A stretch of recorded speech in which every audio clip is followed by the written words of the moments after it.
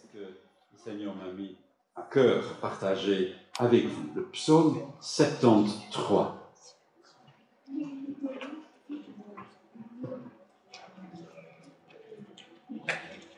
Oui, Dieu est bon pour Israël, pour tous ceux qui ont le cœur pur.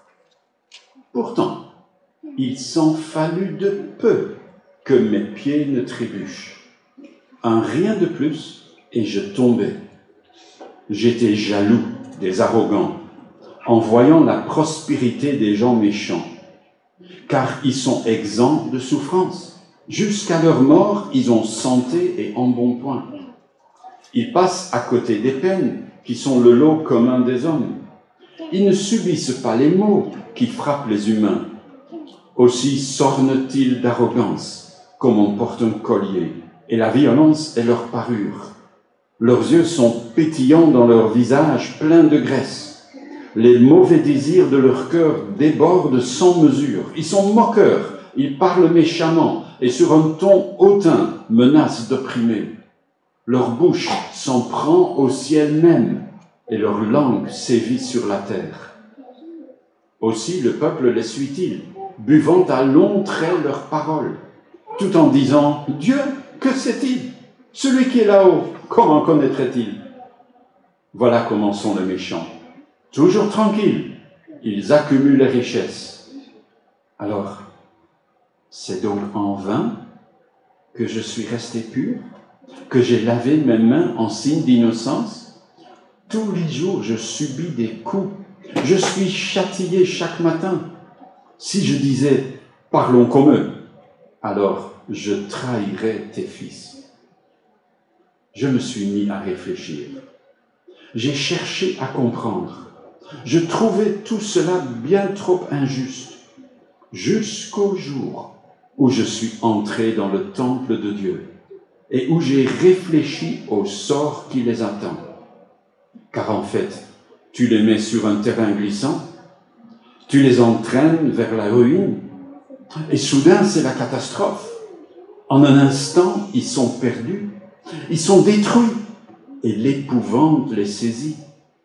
Comme les images du rêve s'évanouissent après le réveil, ô Éternel, quand tu interviendras, tu les feras tous disparaître.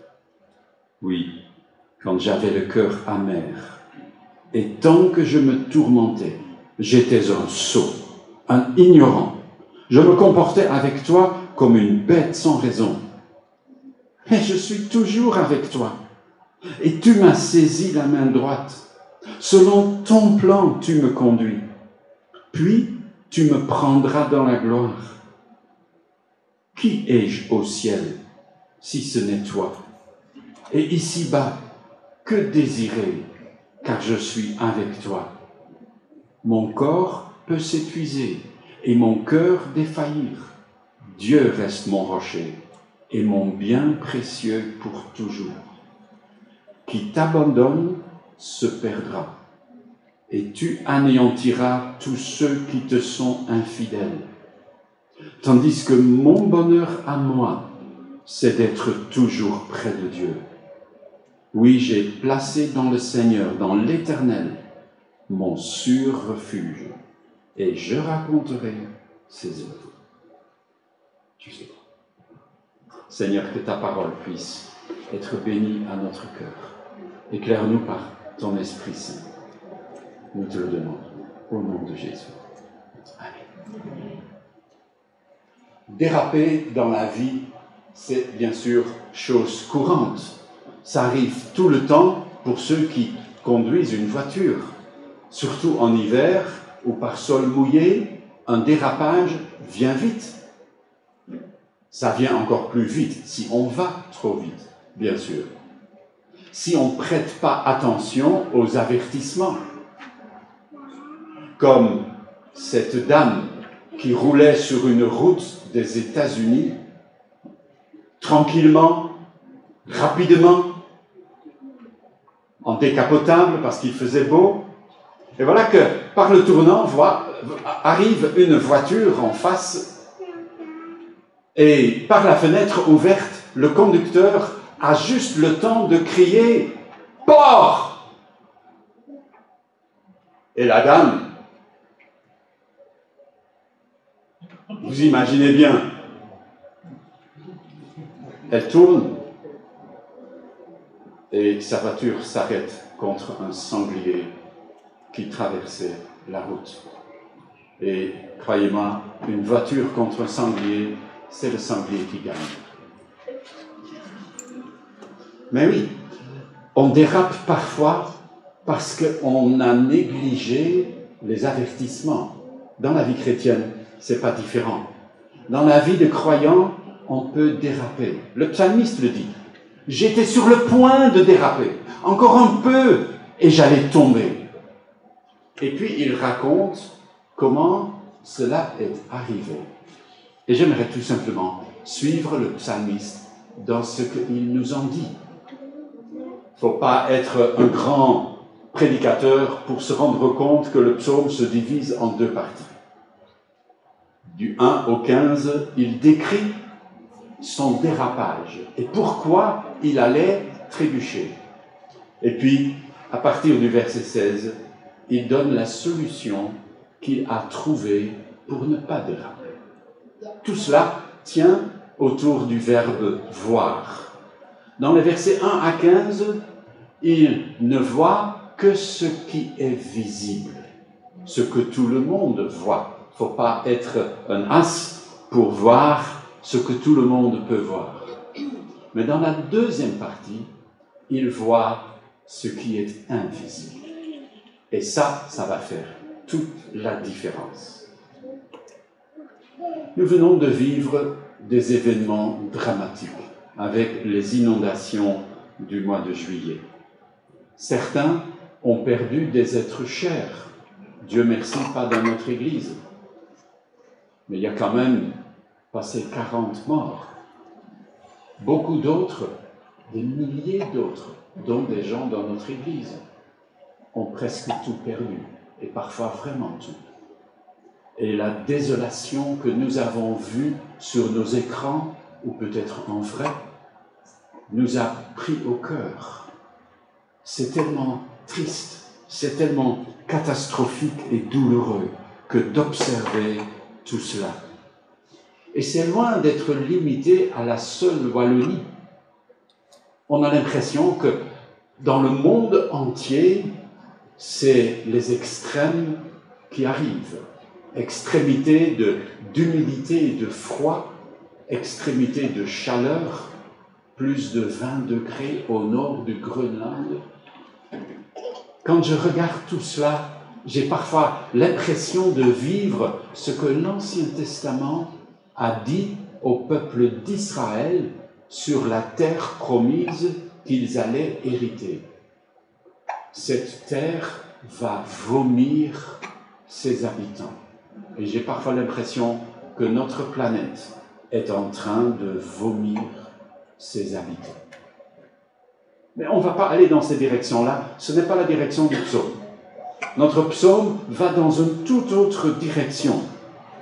Le but du psaume n'est pas de parler du jugement, bien qu'il touche un tout petit peu, mais en fait, il parle de notre réaction quand le mal traverse notre route. Quand, au lieu d'être exempt, c'est nous les victimes. C'est le cas du psalmiste. Il voit son cas à côté du cas de bien d'autres dans le peuple d'Israël. Notre réaction, quand la vie se brise autour de nous, est tout naturelle. Nous disons, mais Seigneur, pourquoi? Pourquoi moi? Laissez-moi lire dans le journal La Voix des Martyrs, que vous pouvez toujours trouver ici dans le présentoir. Laissez-moi lire juste quelques lignes. Il s'agit d'un jeune homme chrétien, James, père de 2 filles. Il vient de perdre sa femme par une attaque d'islamistes. Et je lis juste un paragraphe. James manque l'enterrement de sa femme. Elle et 85 autres victimes sont enterrées à la hâte. James est rempli de tristesse et de questions. Si j'avais su à l'avance que je serais veuf à 29 ans, me serais-je marié? Pourquoi le Dieu que nous servons a-t-il permis cela? Pourquoi moi? C'est le psalmiste. Pourquoi moi? Les autres, qui ne se soucient pas de Dieu, sont pleins d'embonpoint. Eux, jamais de problème. Eux, jamais à l'hôpital. Eux, jamais pauvres. Eux, jamais des accidents. Ils vont bien. Tandis que moi, ma vie en tant que chrétien est remplie d'abnégation, de renoncement. Une vie modeste, parfois une vie bien difficile, parce que je cherche à vivre selon la volonté de Dieu, à partager ce que j'ai avec plus pauvres que moi. Je cherche à vivre comme Dieu le désire. Et moi, c'est les tuiles qui pleuvent à longueur de journée. Ça, c'est ce que nous dit le psalmiste. Et alors, il va comparer. C'est dangereux quand on se met à se comparer à d'autres. Parce que notre jugement est presque toujours erroné. Mais comme c'est tentant de voir que l'autre, Dieu a l'air de le bénir, et que moi, je n'ai que des ennemis. Pourquoi? Et pourquoi moi? Nous avons lu cette description dans les versets 4 à 9, où il décrit combien leurs jeux pleins de graisse se plissent et tout va bien pour eux. Nous connaissons tous des gens comme ça. Des gens pour qui ça va bien. Des gens qui, au lieu de vivre dans la vallée, ont l'argent pour vivre en haut. Et les inondations ne les ont pas touchés. Des gens qui semblent toujours passer à travers, tandis que nous, on ne passe pas à travers.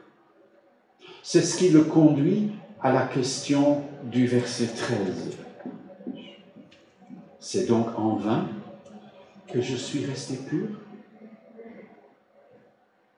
que j'ai lavé mes mains en signe d'innocence. C'est en vain que je cherche une vie difficile parce que je veux servir Dieu. C'est donc pour rien. Est-ce que Dieu ne s'intéresse pas au sort de ses fidèles? Vous sentez l'amertume qui se glisse dans sa vie? Il est sur le point d'être submergé. Il est sur le point d'abandonner. Il se dit, mais ne faut-il pas relâcher un peu la pression et faire comme tout le monde? Pourquoi est-ce que je sers Dieu? Est-ce que je sers Dieu parce que je crois que servir Dieu, c'est une assurance touriste? Jamais le mal ne s'approchera de moi. Tant que je cherche à vivre sans péché, je ne tomberai jamais malade. Il y a bien sûr des ignares qui disent cela dans leurs églises. Mais nous savons que ce n'est pas ainsi. C'est un mensonge. Et Dieu punira les menteurs. Mais ça, ce n'est pas notre problème. Malheureusement, la vie chrétienne connaît ces mauvaises passes, où tout semble aller de travers.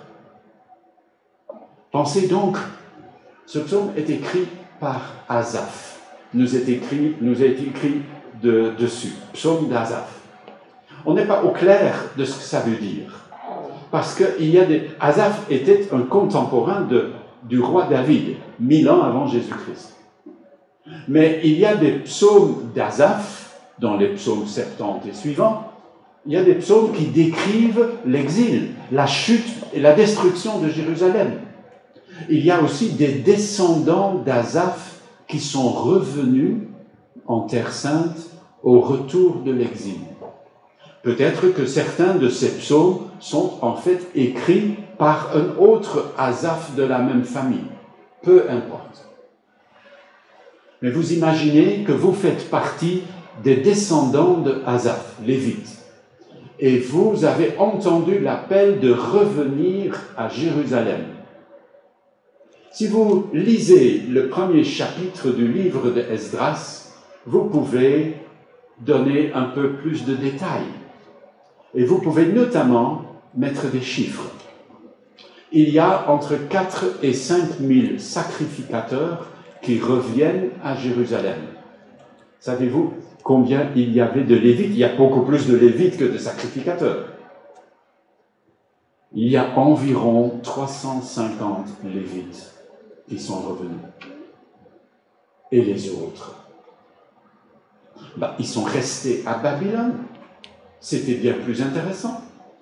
La vie y était plus confortable.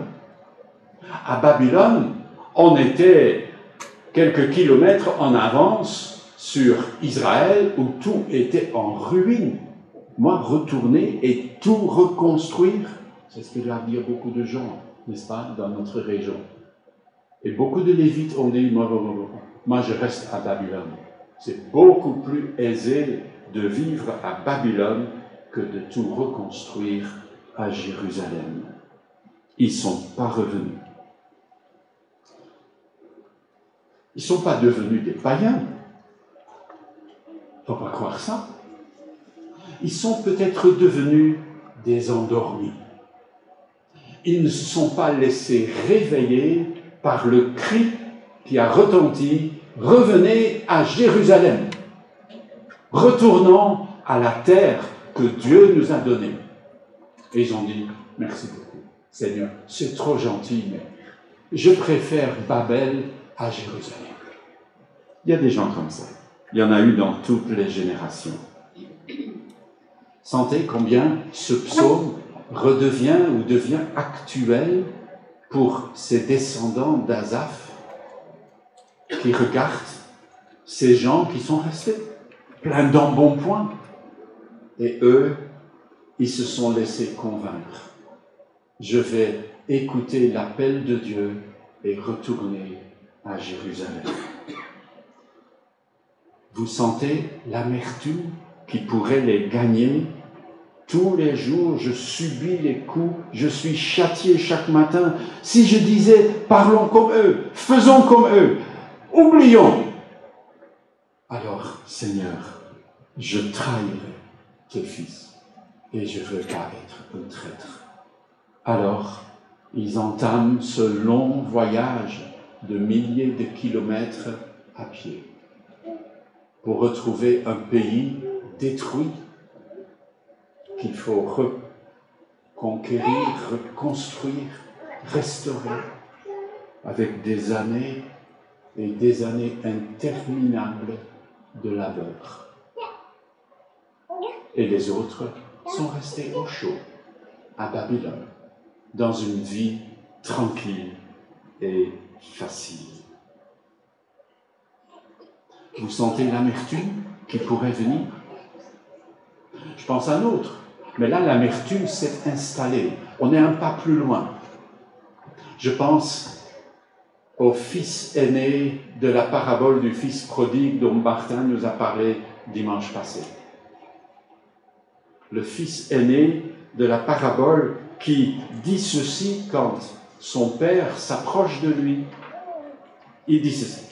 « Cela fait tant et tant d'années que je suis à ton service. Jamais je n'ai désobéi à tes ordres. Par une seule fois, tu ne m'as donné un chevreau pour festoyer avec mes amis.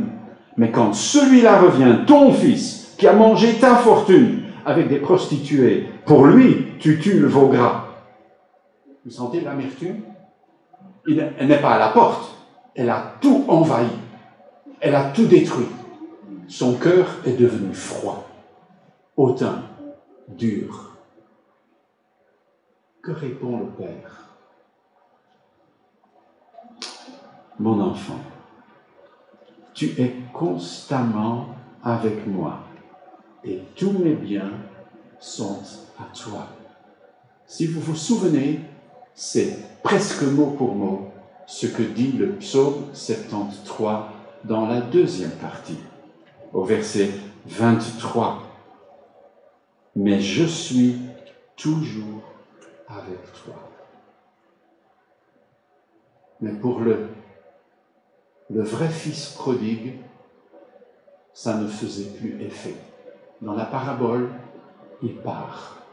On ne sait pas si finalement il s'est laissé fléchir le cœur et s'il est revenu.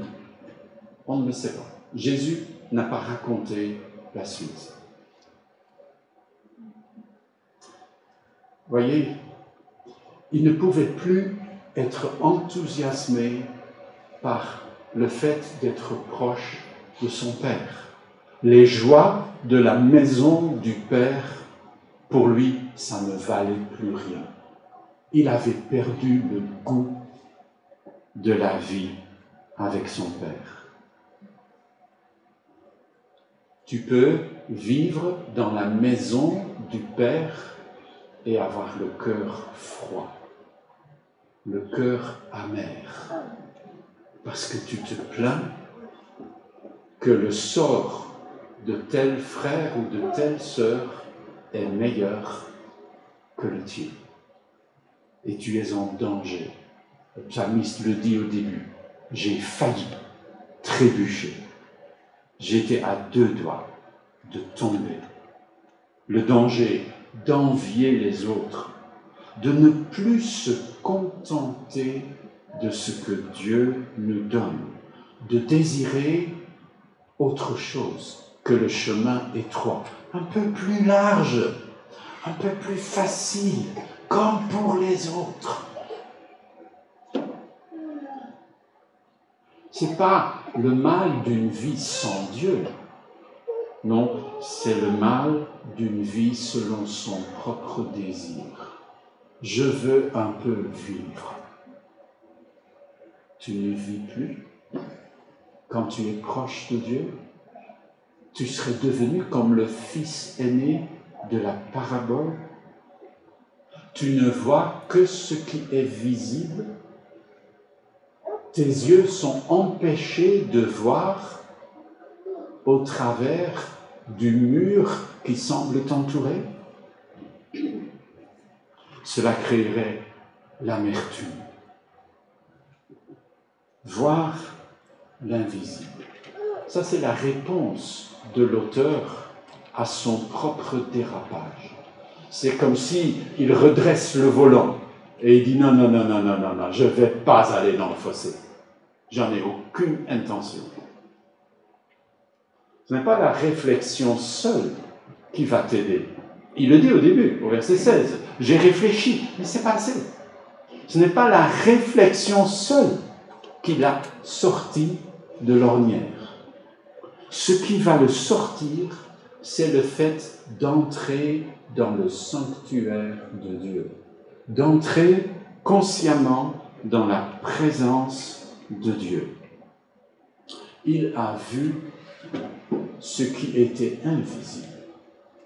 Il a vu ce que les autres ne pouvaient pas voir. Avant d'en parler, laissez-moi juste citer 2 textes dans le livre de la lettre aux Hébreux pour rappeler que dans le Nouveau Testament, c'est la même chose. En Hébreux 2, versets 8 et 9, laissez-moi vous lire. « Maintenant, certes, nous ne voyons pas encore que tout lui soit soumis. Cependant, nous voyons celui qui a été fait un peu inférieur aux anges, Jésus, couronné de gloire et d'honneur à cause de la mort qu'il a souffert. » Nous ne voyons pas que tout lui est soumis. Vous ne voyez pas ça non plus. Personne ne voit. Parce que ça n'a pas l'air d'être le cas. On a l'impression que le mal domine, que les méchants gagnent. On a l'impression que notre monde fonce en pleine vitesse en enfer. Et Dieu n'est pas respecté. Pendant les inondations, les églises ne se sont pas remplies davantage. La pensée de Dieu semble être bannie du cœur de nos contemporains.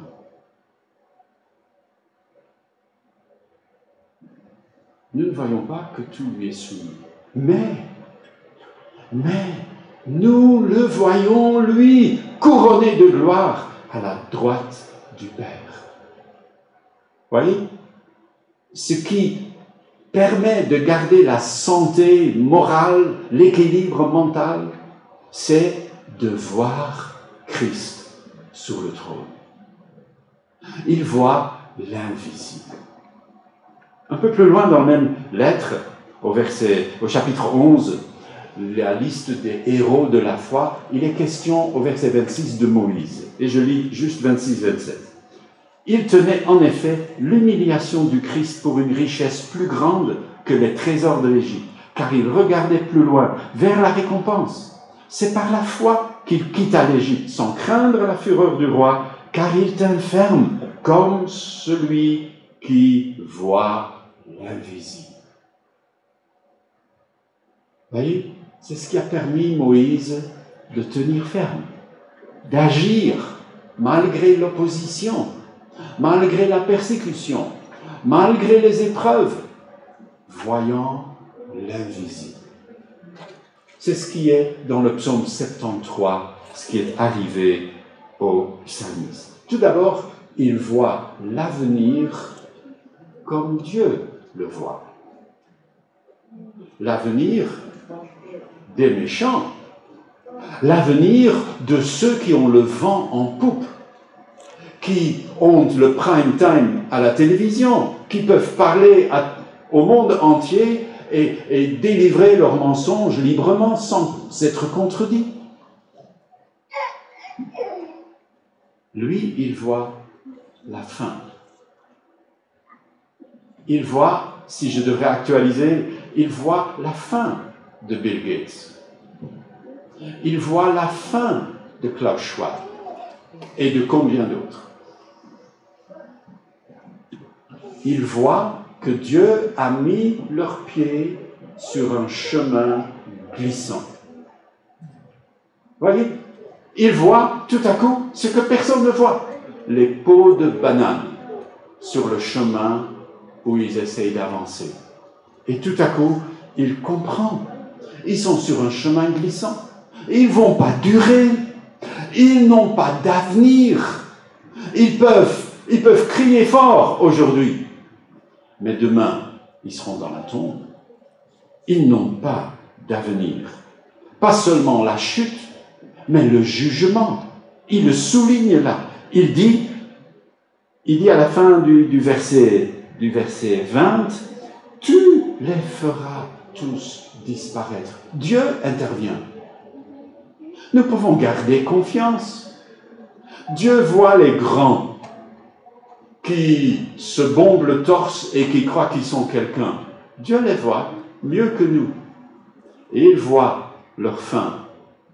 Et il dit, je vais les détruire. C'est la Bible qui dit ça. Et en bien plus de passages que seulement le psaume 73. Pour voir cela, le psalmiste dit qu'il est entré dans la présence de Dieu. Comme nous pouvons entrer par la parole de Dieu et par la prière dans la présence de Dieu. C'est là le lieu où Dieu restaure la vision. C'est là l'endroit où Dieu ouvre nos yeux, décèle nos paupières pour que nous puissions de nouveau voir et que nous puissions nous relaxer et dire « Ils ont l'air de tout avoir, mais les pauvres, ils vont tout perdre parce que Dieu aura le dernier mot. » Vous voyez, cela te donne le point de vue de Dieu. C'est important. Je plains les chrétiens qui vivent aujourd'hui sans le point de vue de Dieu. Les temps sont beaucoup trop dangereux pour cela. Nous allons vers l'Antichrist. Et le monde entier va courir derrière lui. Peut-être aussi beaucoup de chrétiens. Alors c'est important d'entrer dans le lieu de la présence de Dieu et de comprendre la fin qu'il a prévue. C'est pour ça que nous étudions l'Apocalypse. C'est la parole de Dieu qui nous ouvre le regard sur ce qui doit arriver.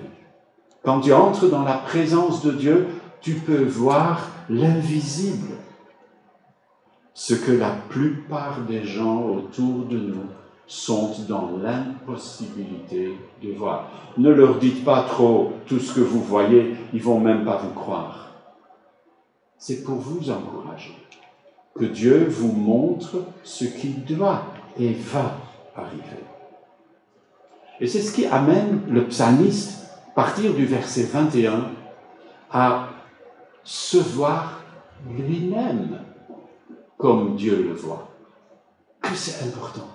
Jusque-là, il s'est vu comme un pauvre type qu'il fallait plaindre, qui avait raison de geindre parce que tout allait de travers. Et il était déçu parce que Dieu ne l'avait pas béni comme il croyait avoir droit. Et puis, Dieu lui ouvre les yeux sur sa réelle situation. Il se voit comme Dieu le voit. Et alors, il dit, j'étais un sot. Il voit sa propre sottise. Il dit, j'étais un imbécile. Je n'avais rien compris. J'étais aveugle. Mais maintenant, je vois. Maintenant, je vois ce que Dieu fait. La jalousie, l'envie, me comparer aux autres, allait me remplir d'amertume. Mais Dieu m'en a sauvé. Et Dieu a rempli mon cœur de joie. Finalement, je vois ce que Dieu veut que je vois. Versets 23 à 26 nous l'énumèrent. Je suis toujours avec toi. Tu m'as saisi la main droite. Tu vois combien c'est différent du fils aîné. Lui, il s'émerveille. Je suis toujours. Tous tes biens sont à moi. Je suis co-héritier avec Christ de tous ses biens. Je suis caché avec Christ en Dieu. Personne ne peut m'arracher de la main de Dieu. Je suis en parfaite sécurité. Son plan agit dans ma vie. Et la gloire sera au bout. J'en suis certain. Maintenant que dans la présence de Dieu, il a vu l'invisible.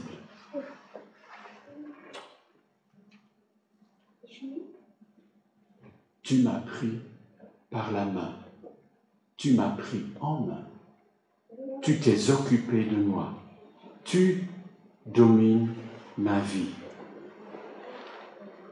Tous ces biens sont à nous. Même si aujourd'hui, je subis la discipline difficile que Dieu réserve à ses fils et à ses filles. Même si c'est comme ça. Même si mon corps s'épuise, ça aussi il le dit, même si mon corps s'épuise et que mon cœur s'affaiblit, pourtant, je suis près de toi. Et c'est ça, et c'est seulement ça qui compte vraiment.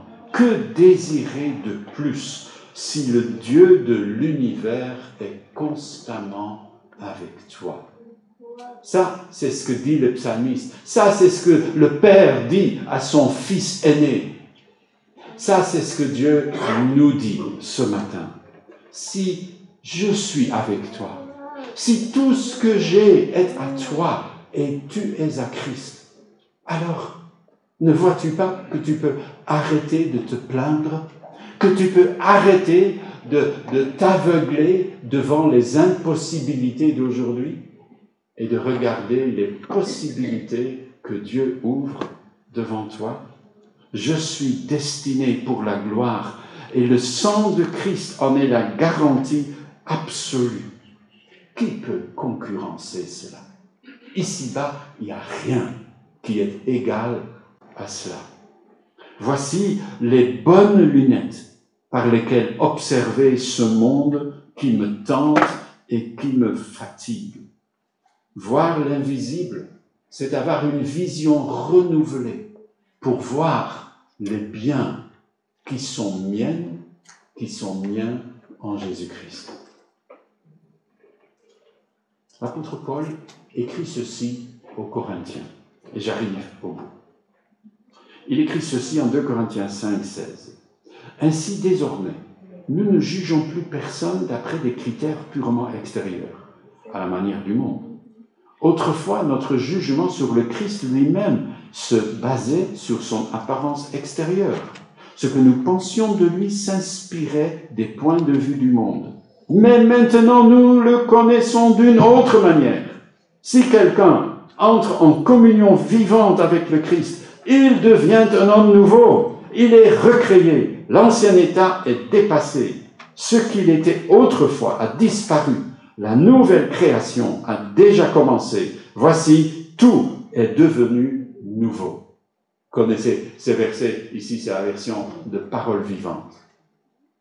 On peut même connaître le Christ à la vieille manière de l'homme qui ne voit rien, qui ne voit que ce qui est visible. Autrefois, on a vu Christ comme ça, dit l'apôtre Paul.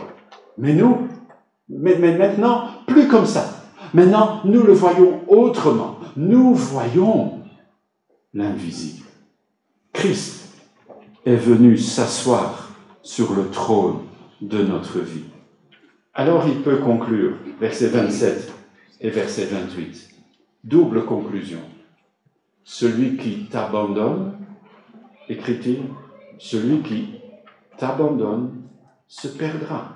Tu anéantiras tous ceux qui te sont infidèles. Tout est inversé. Ceux qui, ici-bas, semblent avoir l'avenir pour eux sont les perdants à tout jamais. Ceux qui s'éloignent de Dieu chaque jour encore un peu plus finissent par se trouver condamnés et jugés. Tandis que moi, verset 28, mon bonheur à moi, c'est d'être toujours près de Dieu. J'ai placé dans le Seigneur mon sûr refuge. Vous voyez la conscience qui est derrière cela. J'ai placé, pas, bon, j'ai trouvé ça un peu par hasard. Non, j'ai placé, j'ai agi, je me suis sermonné, j'ai parlé à mon âme et j'ai dit arrête mon âme avec ses pensées. Bénis l'Éternel, mon âme. Que tout ce qui est en moi bénisse le nom de l'Éternel. Psaume 103, bien sûr. J'ai placé définitivement. Et je serai là pour le raconter. Je raconterai, termine-t-il, toutes tes œuvres autour de moi. Si pas sur cette terre des vivants, ce sera peut-être devant le trône de Dieu dans la gloire. Il y a deux tendances fondamentales. Tu peux t'éloigner et tu peux t'approcher. Tu peux t'éloigner de Dieu comme presque tout le monde dans notre monde.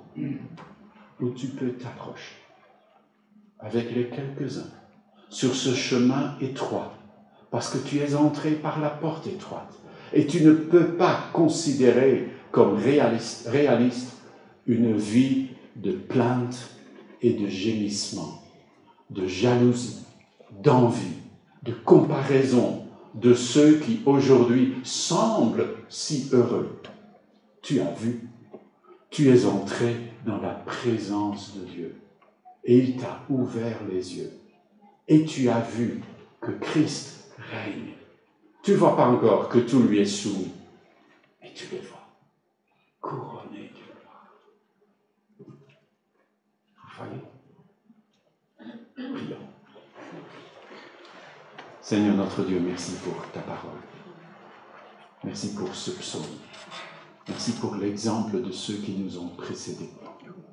Merci que nous pouvons être sages à salut à cause de leurs expériences, de leurs témoignages.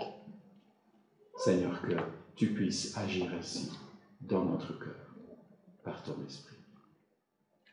Au nom de Jésus.